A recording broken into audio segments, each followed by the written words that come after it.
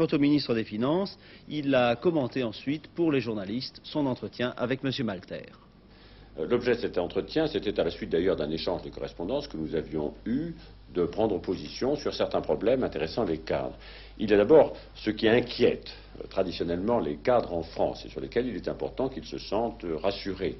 Il y a le problème de leur retraite, de leur régime de retraite, et vous savez que je suis partisan du maintien du régime de retraite des cadres tel qu'il fonctionne et qui a assuré un niveau, je crois, satisfaisant de retraite aux cadres français.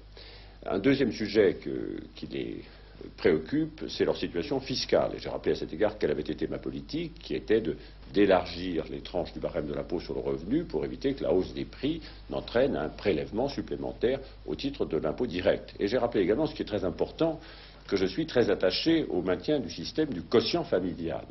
Ce système n'intéresse pas seulement les cadres, mais très souvent les cadres sont chargés de famille, et pour eux, le quotient familial est une garantie fondamentale. Or, vous savez que dans le programme commun, le quotient familial est remis en cause, comme d'ailleurs est remis en cause le régime d'autonomie de la retraite des cadres. Mais nous avons parlé d'autres aspects que ces inquiétudes des cadres qu'il convient de rassurer, et c'est la place des cadres dans la vie économique et dans la vie de l'entreprise. Dans la société française plus cohérente que je souhaite voir s'organiser, il est très important que les responsabilités propres des cadres se développent et s'affirment. Et à cet égard, vous savez que je suis partisan d'abord d'expérience, de concertation au sein des entreprises dans lesquelles les cadres participeraient à des organismes de concertation avec les véritables dirigeants de ces entreprises. Mais je pense qu'il faut aller plus loin et après des expériences, il faut rechercher une solution contractuelle à ce problème.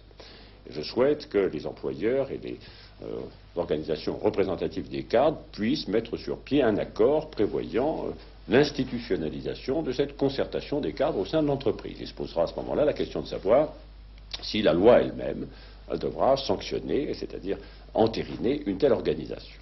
Enfin, nous avons parlé du problème des petits cadres, c'est-à-dire de ceux qui constituent le personnel d'encadrement du travail en France et qui ont une situation psychologique et personnelle difficile, parce que l'élévation des rémunérations des bas salaires, élévation qui est tout à fait souhaitable et qu'il faut naturellement poursuivre, se traduit par un certain resserrement à la fois psychologique et matériel de la situation de ces premiers échelons de l'encadrement. Or, ils sont très importants puisque c'est eux qui assurent la continuité, l'efficacité du travail en France, et il est donc nécessaire que sur le plan matériel et sur le plan psychologique, la situation de ces petits cadres soit revalorisée. Voilà, je crois, l'essentiel de ce que nous avons dit avec M. Malter et les représentants de son organisation.